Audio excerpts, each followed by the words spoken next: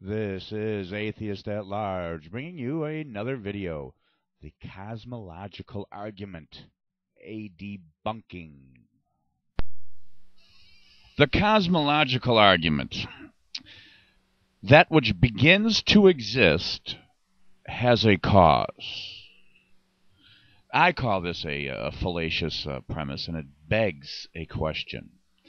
There are those that think that they are so hoity-toity that you can't have a fallacious premise.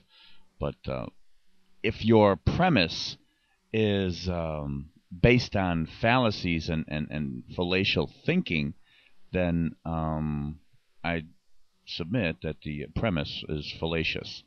So that which begins has a cause, or that which starts to begin has a cause. Well, what starts to begin? Okay, when this is suggesting two things: that there is something that isn't there, okay, and then all of a sudden it starts to become there. What starts to exist? What starts to begin? Can you say that a house starts to begin?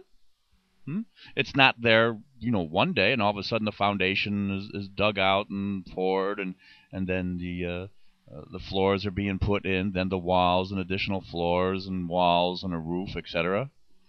So is that something that begins to exist and it has a cause?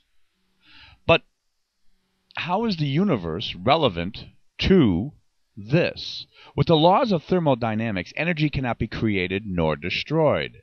There is nothing to suggest that the universe had a beginning. The universe as we know it just changed forms. Energy changes forms. That's what energy does. It's in one form as kinetic energy, potential energy, heat energy, and it changes into things, including matter. Matter is a form of energy. These are the definitions of what the laws of thermodynamics are talking about. This is what defines our laws of physics, energy, and its ability to change forms. So energy does not have a beginning. It changes form. It doesn't have a beginning. It doesn't start to begin. Okay? Now, the premise here that if something starts to begin, then it has a cause. Well, right away, it's like, well, what doesn't have a start to a beginning? Well, like I just said, energy. But the theists aren't trying to drive at this point. Okay? They're not using physics to try and understand their worldly surroundings. What it's doing is it's begging the question, what doesn't start to begin? Okay? How is it that you can have a legitimate premise that is begging the question, okay, and seeking that same, okay, as the answer, the conclusion? It is, the premise is suggesting the conclusion. The conclusion is that God exists, and this is the cosmological argument, that God exists. So it is begging the question, what, okay, would not have a start to its beginning, and then God is this such thing that it would always exist. So this is using fallacies to make the premise here. Now, again, we have an understanding of physics which does give something a non-start to begin.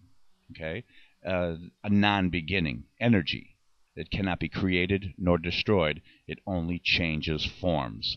So when it was a singularity or a glob of energy in some place in a point of space, and then a rapid expansion occurred because of saturation or some other type of process, natural process, that energy was extremely violent in its repulsion.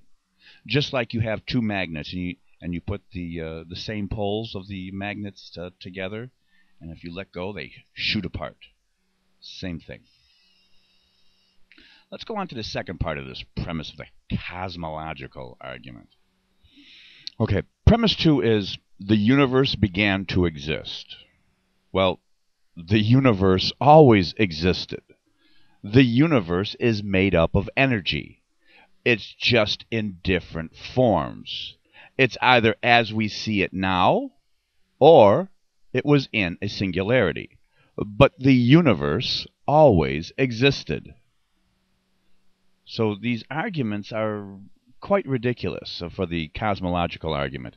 William Lane Craig likes to make these things at the cosmological argument, the Kalam argument. He likes to talk to his crowds of theists that, for the most part, never took a philosophy class, and don't understand at all, what they were supposed to understand to graduate from high school. They just didn't pay attention. They just forgot it. They have a disconnect of the ideas of science, because 40% of the Americans in the United States think God done did it literally out of the Bible. You know, the Bible is literally true. So the brain disconnects anything that would go against these ideas. So they're not even thinking. They're not even thinking. They're parroting what somebody tells them.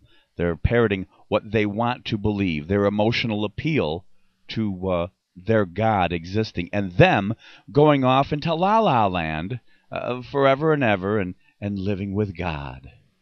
As PCS recently said in a recorded stint he had on Pal Talk, that when he dies, he's going to heaven, and for 1 billion trillion years, he's going to be taking a breath. And in this breath, in this time period, 1 billion trillion years, he's going to wait and hopefully kiss the feet of God.